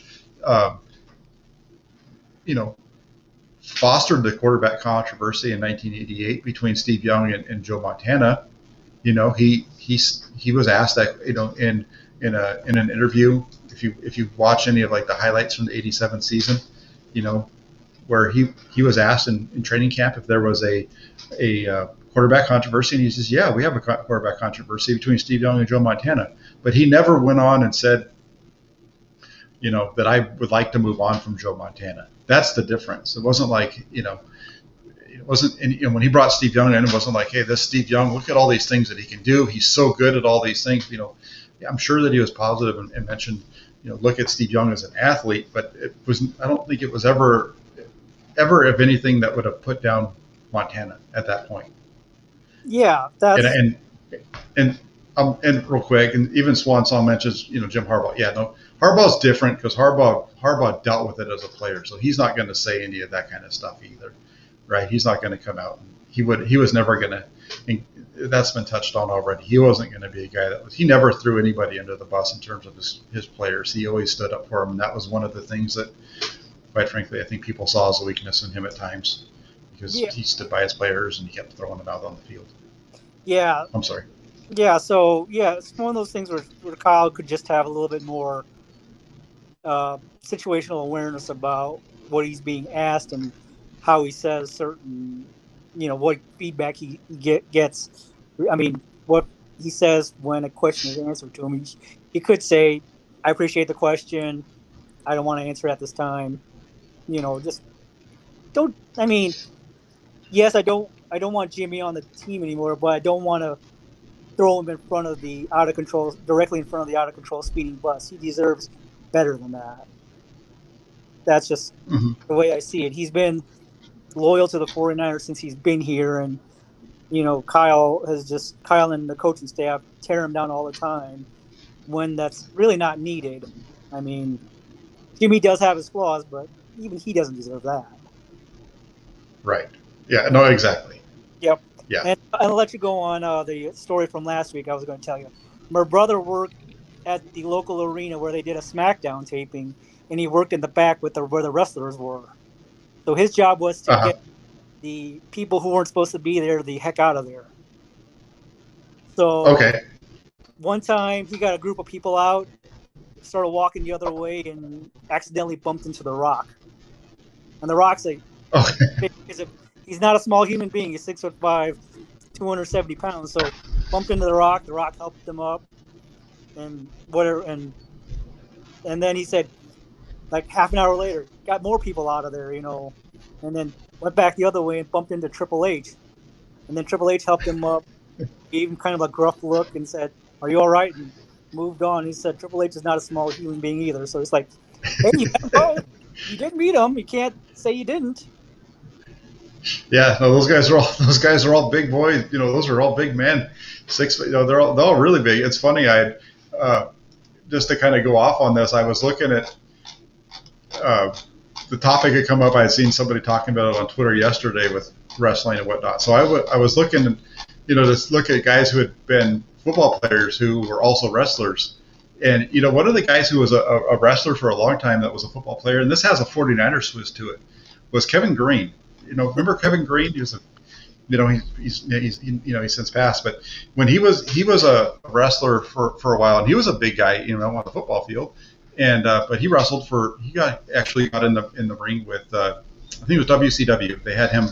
The WCW seemed to kind of cater to the celebrities and the athletes, I think they also had Steve McMichael, I think his name was, who had been a player for the Chicago Bears. Who did it, but anyway, around that 96, early 97, that's when Green got really into it, and they had him on there a couple times, and he was starting to wrestle. They got to the point where the team started to have to put no wrestling clauses into his contracts. Yeah. And so the tie-in with the 49ers was right around 97, he was actually getting pretty good at it, and they were talking about having him do it, on a more regular basis. But then the 49ers came along and offered him a contract, and that was part of the contract the 49ers offered him, was that there's a no wrestling clause included in this, and so that kind of put the squash on his wrestling career. And he never really got into it after that, because he went and played for Carolina the following year, and there was no wrestling clause there. But I just found that one really cool. Yep. So on a sad note, in the Chicagoland area, Steve McMichael does have ALS, and he more or less can't take care of himself anymore. His wife is, taking care of him around the clock. He's more or less confined to a wheelchair, so he looks like he's lost a ton of weight. And looks very weak, frail, so sad to see him in that state. He was a very good defensive lineman for the Bears during that period. Yeah, and he was good in the ring too. I remember watching him on WCW a couple of times. And then really quick, since you brought up the sad part of this, we had talked a little bit about the WWF. We got old days of WWF, WrestleMania 1. You might remember us talking about that. And who was it that? Remember we couldn't remember who it was that the partner was for Roddy Piper, and it ended up being Mr. Wonderful Paul Orndorff. Yes, it was. Well, he ended up just passing away the other day. He was he passed away, and he was actually a pro football player as well. He was in the league in 1973, I think it was, and he didn't really, I think he was only there for about a year or something like that, and then he went into the wrestling thing. But one last football player who became a very good wrestler, Ron Simmons. Yes, WCW again. Yes.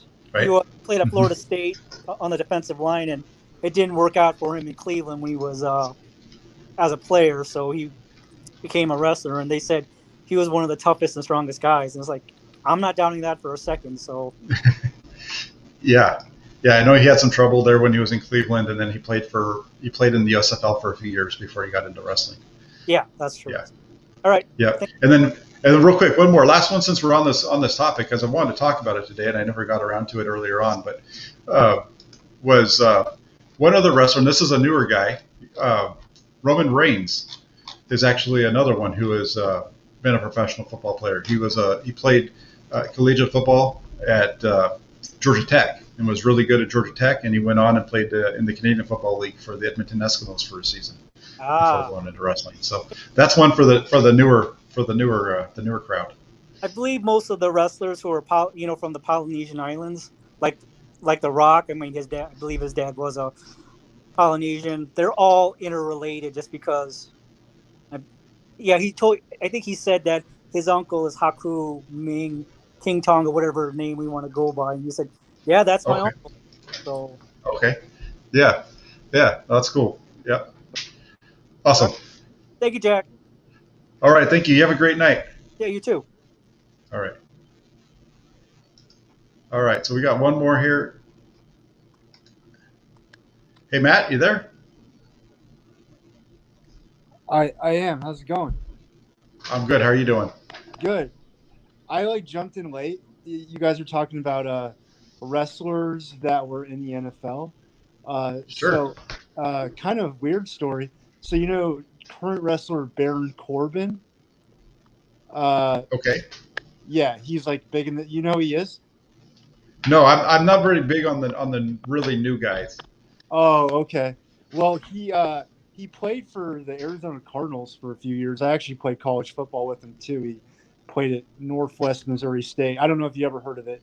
They're like a Division II powerhouse, but he's I've heard the name. Yeah, he's one of the big guys in wrestling today. I know he played for Arizona for a couple years, but okay. Yeah. You'll look him up. He's I think I don't really follow wrestling these days either. I think they were trying to make him into maybe the New Age Undertaker. I don't know. Okay. But Yeah. Okay. Well, I was gonna Sweet. talk a little bit about just the expectations for the top 3 draft picks. So maybe we can talk about each one. Yeah. So Aaron Banks, I think he will start or at least get the opportunity. It'll be really interesting to see what happens with him because I think a lot of people kind of said he's not, the prototypical size guard that Shanahan would go after. So, I mean, at least on film breakdowns you guys have done, it looks like even for his size, he's very quick, has great feet, and will be able to play the zone scheme well. I always think back to wasn't it 2017 we had Josh Garnett, and what he was a bigger guard too, and one of the problems I think Shanahan had with him is he thought he was too heavy to play his zone scheme.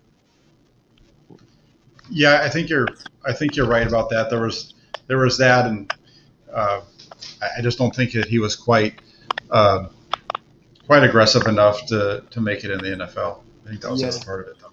So Mhm. I think he's going to get the opportunity to start. I think he actually will start, but maybe my only concern, I don't know if his size will hinder him in this scheme or not, but it'll be interesting to see. But I also Yeah, think he probably has some chemistry with McGlinchey too that could really help him and McGlinchey both this year. So yeah. I think that there's definitely something there that can help them out just in terms of their ability. I really think that Banks can help out McGlinchey in terms of helping him out with maybe communication, on those stunts and all those different types of things, the games that they've got to deal with. That's been a big problem for the 49ers the last couple of years. So maybe that'll be a way of kind of helping to solve that problem for them up front. yeah, I mean, I really hope Aaron Banks can start too, because I think Uh-huh. it would be a good problem to have. That Brunskill is probably starting caliber, but to have him be the sixth man who's versatile and can play multiple positions, I think that would be a Hmm. good problem to have, especially considering how many injuries we've had the last few years. You know what I mean? Yeah, I do. That that would definitely be helpful for them. And then, I mean, so there's a lot of opinions. I guess I could talk about Trey Lance next. There's a lot of opinions on him, and I guess I can see it many ways with him starting right away, or maybe coming in a few games, just depending how Jimmy's playing. I kind of would be interested to see him almost do a little bit of the Taysom Hill approach for a little bit. um, it seems like based on tape I've seen, obviously he could run the ball very well, and even at North Dakota, he had a lot of design run plays for him. So I, if Jimmy has a good camp and he ends up starting, I wouldn't mind seeing maybe some new packages where they're in big jumbo sets, multiple tight ends, one receiver. And they run RPO stuff with either Moser or Trey Sermon, and give him some design runs that eventually could lead into some play action stuff. Do you foresee that could be a scenario where Jimmy starts, but they have certain packages for Trey? Oh yeah, that's definitely something that I can see them doing. Uh, we saw that a little bit in 2012 with when Harbaugh was here. They did that with Colin Kaepernick at times. I think that's something that they could possibly work out. With Trey Lance and Jimmy Garoppolo. I think we'll see. I don't think that if Garoppolo's the starter, I don't think we're just going to see Trey Lance sit on the bench and not touch the field at all. I think we're going to see bits and pieces of him. They're going to put him in games where maybe the 49ers are ahead and they've got the ball in field position. You'll see him go on the field for a series or maybe a couple of plays here and there. Uh, I don't necessarily. I wouldn't say that I don't envision him doing like a Taysom Hill type of role where he's just kind of like thrown in the middle of a series here and there. But when he goes on the field, it's going to be, in a position where he's able to finish off a drive, or they're going to give him a drive here and there if they're starting off in good field position and that kind of thing. Yeah, I mean, it kind of looking back on 2020, it seemed like we had a decent amount of struggles in the red zone. So I always thought that red zone packages designed for him to come in would be like maybe a good spot too, where they could kind of get in 11-on-11 football situations, where it kind of seemed like we struggled a little bit last year with that. Yeah, I agree with that. Yeah, but I guess Sure. to the other point too, it's kind of tough because if you ever were going to start him right away, we do have like the right schedule for it. Because I'm going to assume our first two games are probably going to be two of the easier games on the schedule.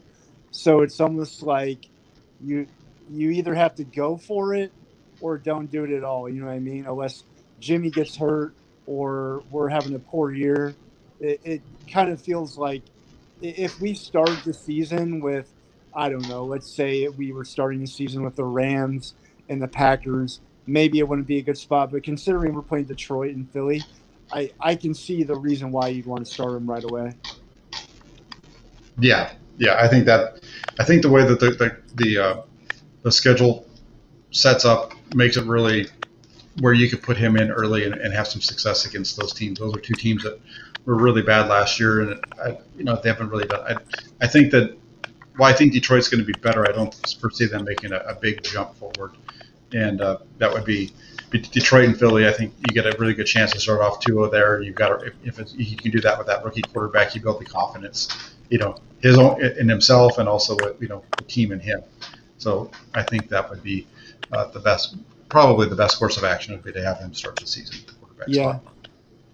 It's kind of interesting. You mentioned Kaepernick too, because I've heard like other shows say that one thing about like Kaepernick's breakout year was that they didn't really have a lot of film on him because he came in halfway through the year, and Yeah. maybe if we're in a position where halfway through the year we're 6-5 or something or along those lines, and then you start him and there's not a lot of film on him and he has a breakout and he leads us to the playoffs, so that could be really helpful too, because they're just not going to be prepared for him. So we'll see. Yeah, and I think that one of the things going back I've heard a lot of people say that. I think I probably even said that a time or two. That Kaepernick kind of benefited from coming on in the middle of the season. But when you go back and you look at that 2012 team, the Redskins Washington was doing a lot of the same stuff that the Friars were doing, and they did it from week one, and they were successful, pretty much throughout the season. So I just think that it was overall in the NFL in 2012, they just weren't ready to deal with quarterbacks doing what guys like Robert Griffin and Colin Kaepernick were doing. They just weren't ready for that, quarterback read and the zone read and all that kind of stuff at that point. They weren't ready to defend it. Once you get into the season, once the season starts, it's really hard for these teams in the NFL to spend the amount of time in practice, because their practice time on the field is so limited. They're just not able to rep it up enough to in season to be able to be really good at that. Yeah. And so I think that's part of what happened. And then it got tougher to be able to do that in 2013, because now you have a full season of teams watching it, but you have that full off season. Now you've got teams. Okay, we're going to be playing against let's say the Seattle. They went into their off season and they're like, we've got to beat the 49ers. We've got to be able to stop that. So they spent 6 months preparing a defense to whenever they went up against the 49ers. When they got into the season, they were going to be able to have a plan that was going to be easy for their defense to understand and be able to stop it. And I think that's really kind of what happened there. Yeah, I can see that. It's even in today's football, it's kind of been working for like teams like Baltimore. It would be very interesting to see if maybe Shanahan took a little bit of the Greg Roman style of offense with some of Trey Lance's capabilities and our ability to run the ball so well, where he was using a little bit of like these RPO design run plays or into the option. I think it would be really interesting if they went that route. But I can just see I probably see it more realistically that there's going to be like a lot of like play action bootlegs where he has the opportunity to run if necessary. So Well, I think we're going to see a lot of. I think we're going to see a lot of. So there's a lot of things that I guess you're talking about Greg Roman, because of the quarterback runs, the things that they're doing in Baltimore. Yeah. You're going to see a lot of that stuff out of the 49ers if Trey Lance is a starting quarterback. If you go back and watch, if you have the chance to watch the film from 2012 with Washington and you watch the way that they utilized RG3, it was the same. They were doing this. He was doing very similar stuff to what the 49ers were doing. They're out there running the zone. They're running, the read. They're doing all that stuff. A lot of very similar. The 49ers had a little bit more diversity in their running game, but they, he was able to do it. So I think you're going to see a lot of that. I'm not going to say Greg Roman stuff, but you're going to see a lot of quarterback runs where you're seeing 11 on 11 football, which is the term that Shanahan likes to use, because you're going to have him carrying the ball and you get that extra blocker out there. I think you're going to see a lot more of that this year. Yeah, I'm excited for it. And then on Trey Sermon, I mean, I am going to assume they're going to end up calling Mostert the starter. But, I mean, depending on how he plays, I think he's going to be much better than advertised. I mean, just the way the league's gone, where these young running backs have such a short shelf life, it seems like sometimes.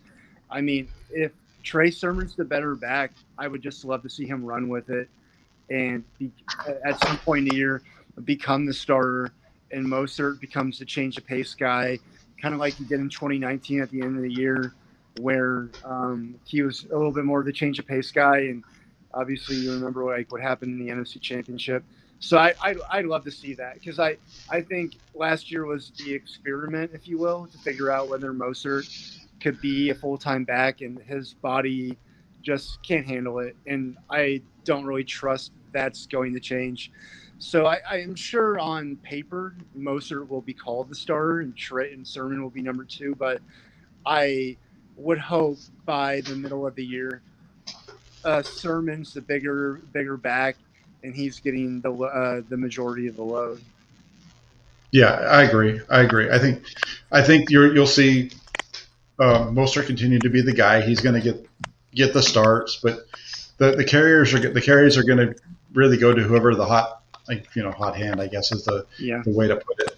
Whoever is running the ball well that day or running the ball the best, that's going to be the guy who's going to end up with the most carries. So, it'll be fun to kind of see how that plays out, because I'm really looking forward to watching that running back battle. I think that's one of the battles in terms of for positions outside of the quarterback that I'm looking forward to seeing how that whole room's going to shake up, because you've got Mostert, but after Mostert, it's who knows what's going to happen. And I think you're going to see that big-bodied running back role of a Tevin Coleman or Jeff Wilson Jr. That role is going to be a battle between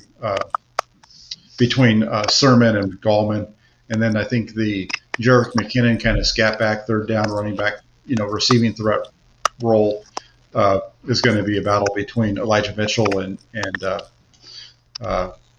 other back from last year, Jermichael Hasty.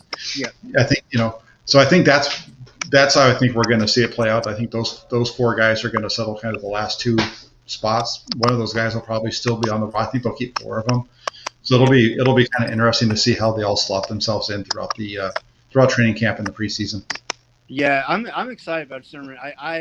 My feeling out of those 3 rookies is 2 or 3 years from now we're going to be saying Sermon was the guy that probably should have gone higher up the draft board than he did. So it'll be exciting to see what he did.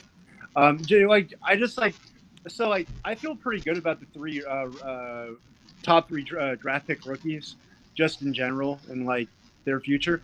I always had a little bit of concern with cornerback, because I mean obviously we know that Jason Verrett will start and will also probably be starting Mosley beside him. But to me, that pretty much seems like what they're saying is they're putting all their chips in on the table on the rookies they drafted, that they're going to be capable backups and being able to step into a starting role if needed.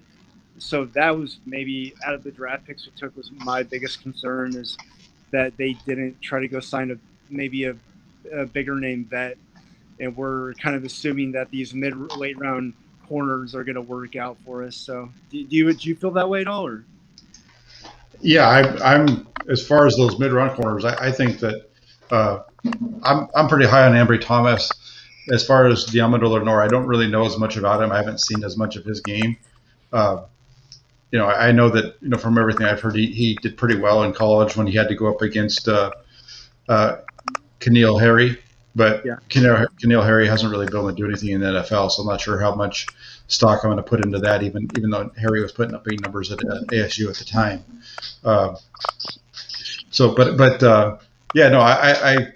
Ambry Thomas is a guy that I'm excited to see. Lenore could be right there too. Just don't know enough about him. I put out a tweet a couple days ago going back to that 86 draft of the 49ers when they drafted Don Griffin and Tim McKyer in the 3rd and 6th round, and both those guys started every game that season but one. One guy started 16, the other guy started 15. So that could be something that we see out of that group this year. Yeah, it'll be interesting. I know it's just trade scenarios, but I would still love for them to maybe take a look at Gilmore if he doesn't figure out that contract with New England. I always thought he'd be a great addition, but we'll see how it goes. Yeah, definitely. It'll be fun to watch it play out. All right. Well, that's all I had. Thanks for letting me on, man. I appreciate it.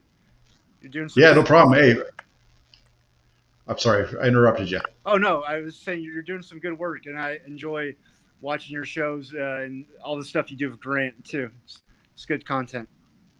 Great. Thank you. I really appreciate it. I appreciate you coming on, and hopefully I'll hear from you again next week. Yep. Thanks, man. All right. Yeah, thank you. Have a good night. Later. All right. So just we've got quite the argument going on over here as far as the running quarterbacks, and I'm not going to say running quarterback. Let's go to dual threat. So Chris asked the question, in the last 15 years, how many dual threat quarterbacks have won a Super Bowl? And there's not a whole lot. And I know that somebody mentions Russell Wilson. But here's the deal: is these guys that can move, a guy like Russell Wilson or Patrick Mahomes, or even what we're thinking that we're going to see out of Trey Lance. I don't want to see Trey Lance be a running quarterback.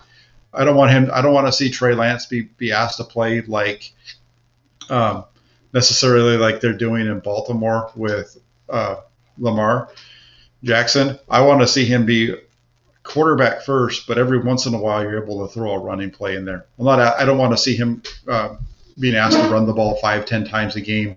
I want to see him handing the ball off a bunch, throwing balls out of the pocket. That's my direction as far as what I'm thinking when I think of a guy like Trey Lance and what I want to see him do. So I know I mentioned a lot of the things that were done in 2012. That stuff's all part of the Kyle Shanahan playbook, and that might be what we're going to see a little bit early on this year out of Trey Lance, just to kind of get him into the flow of things. But I think by year 2, year 3, you're wanting him to be a pocket quarterback who has the ability to take off and run and make plays with his feet down, when it's called upon. And when you watch him on film, that's kind of the guy that Lance is. He makes a lot of plays out of the pocket. He makes plays when they're out of play action. But he's not a guy that hits his back foot and just takes off running very often, because he doesn't see the field very well. So that's my take on Lance. Real quick here, I'm gonna wrap the show up. But before we do, I just want to, we had a little bit of a deal go on when Shardal was on, and we were talking about the Golden State Warriors, and we got John pretty fired up, and he came on, and that was a mistake on my part to do that. I knew that John was fired up, but I didn't, and I know that he didn't come on wanting to have any kind of a negative deal with Shardal. He didn't want to come on and argue with Shardal. I think he just had his points that he wanted to bring out. So John's hung on. I'm going to go ahead and bring him on real quick, and I know he had a couple of things that he just wanted to say really quick. So John's a good dude, and I don't want us to be going after him at all in any way, shape, or form. That's the whole deal with this show, and I'll just say why I've got John on the line here. If I bring you on from now on, guys, if there is a situation where maybe you have something that you want to share with one of the other guests, and we're going to do that, from now, just know that I don't want this. This forum isn't about arguments. It's not about disagreements, getting personal, really getting frustrated with each other. And I just think we all need to understand our audience and who we're chatting with as well. So let's all be buddies. We can get on here. We can argue about our players, but let's keep it that way as well, and keep it nice and light, and do what we can. So John, go ahead and say what you wanted to say real quick. You know what, Jack? I'm really sorry what happened. Like I said, I'm not a person that gets fired up, and I want to apologize to Shardal, and I want to apologize to everyone who was watching. I'm not that type of person. I used to be that type of person when I was younger, but I'm trying to change. My life. I've made my peace with my demons in the past. That's who I used to be. But this is your show, and I crossed the line. And the Shardal, I got nothing, any disrespect to you, to anyone. It's just that, I was trying to say something, and when I came on, I was already fired up. Is that, the Golden State Warriors, of course, they were in San Francisco. They played in the Civic Center Auditorium. Then they played at a Cal Palace. Then they went to the arena in Oakland, and then you have a bunch of names, changed, etc. And one thing that I will disagree, I'm not trying to be, messed up to Chardo, that the people in Oakland, the people in San Francisco, we all love Stephen Curry. We love Stephen Curry. Even the people in Oakland, they understood the situation. It's politics. That's all I'm going to say. I'm not even going to cross the line. It's politics. What happened, especially here in San Francisco, the politics of Candlestick Park, why they moved to Levi Stadium. That's all I'm going to say about that situation. And at the end of the day, the situation with Buster Posey, why he's not on the All-Star game tonight is that he's on the injured reserve, so he cannot participate in the game. So I know Shardal, he said something, and I know he didn't mean to say it that way. And Jack, thank you very much for not kicking me out and letting me apologize. I'm a person, if I do something wrong, I want to make it right immediately. That's just who I am. I grew up old school. Sometimes, we get hard-headed. I'm part Italian. We are hard-headed people. That's who we are. And hopefully I didn't make a bad reputation on anyone. And of course, if I need to be checked, then, check me. But at the end of the day, that's just who I am, man. And Jack, again, if you don't want me on in here anymore, I respect your decision. It is what it is. But thank you for letting me apologize to Shardal, you, and everybody else. No, we're good. I just wanted to bring you on because I understand where you're coming from, and that's why I said before I brought you on what I said is that when you're on here, you and I can disagree and we can have that kind of stuff. If I put you on where I put you in a bad spot, I feel bad about that because I kind of put you in a bad spot right there, and I put Shardal in a bad spot. Shardal didn't know what was coming, so that's all on me. That's not on you, John. I made a mistake of doing that, and I do appreciate you taking holding off as long as you did to come on and say what you had to say and apologize and whatnot. I know there wasn't any malice towards anybody, so that's why I wanted to make sure that we did that. And you're welcome anytime. Let's just come on. Let's talk football. Let's get after it. We'll talk football. We'll talk baseball. We talk WWF wrestling for 15, 20 minutes, it seems like, every week. So, whatever. Let's come on here. Let's have fun, and let's just let's get after it, but be nice to each other at the same time, and we can disagree and have a good a good time as well. So that's what this whole thing's about, right? It's all about getting on here, getting our voice heard, trying to have fun, and supporting whatever our team or whatever our topics are that we want to get off and share and make sure our voices are heard and be able to share that with people. And then I want to say one positive thing, for those who were talking about The Rock, I know some of his family, they live in the city, they live across the Bay Area. They're a really good family. And when it comes to WWE, I'm not a big WWE fan, but when people who know The Rock who live here, that's one fun thing that if people who live in the city and they know, the certain places where The Rock family is, that's really fun because, they're very proud of what he's done. And they give a little bit of a small little area where, the city is where, The Rock and his family. I remember when they had that wrestling at Levi Stadium and The Rock, I know, he was in character, but he says he's an East Bay boy. shouting out to his, Bay Area roots. So I wanted to end in a very light, for those who love wrestling. I'm very privileged where I live, and I'm privileged to know the things that I know about the 49ers, the Giants, the Warriors, even the Sharks, etc. Like I said, I've been very blessed to be who I am, and the people I've met, and some pro players, even sports writers in my life. I've met Matt Miyoko, and me and him had a really great conversation when the Giants won in 2012. The dude's a really nice dude, and so I've been very blessed in my life. So I hope that if anyone wants to pick my brain and get some cool San Francisco Bay Area stories, I'm the guy. So that's what I wanted to, end it with a little cheery note with that. But thanks very much, man. Yeah, no problem.